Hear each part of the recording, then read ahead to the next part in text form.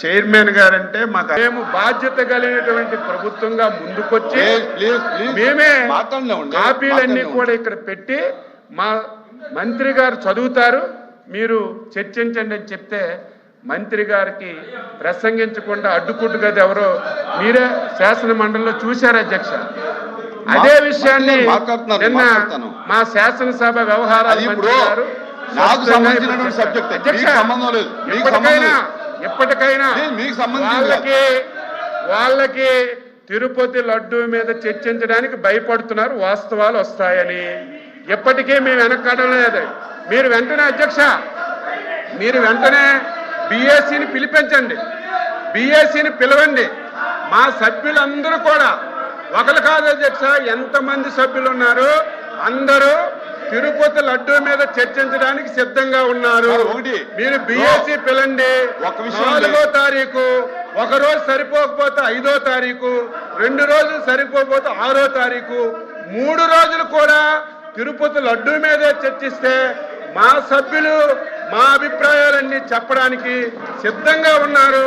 మేము ప్రతి దానికి సిద్ధంగా ఉన్నాం. వాళ్ళు తిరుపతి లడ్డూ మీద చర్చించడానికి భయపడి పారిపోవడానికి ఈ ప్రయత్నాలన్నీ చేస్తున్నారు. ప్రభుత్వం సిద్ధంగా ఉంది. పిలవండి.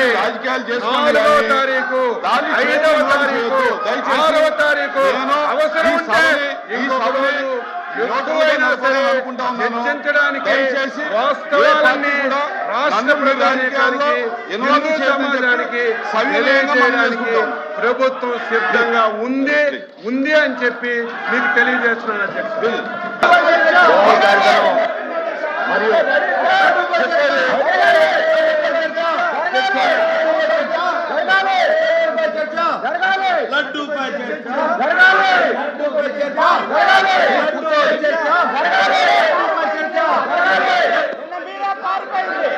అధ్యక్ష, విచిత్రమైనటువంటి ప్రతిపక్షం అధ్యక్ష, విచిత్రమైనటువంటి ప్రతిపక్షం.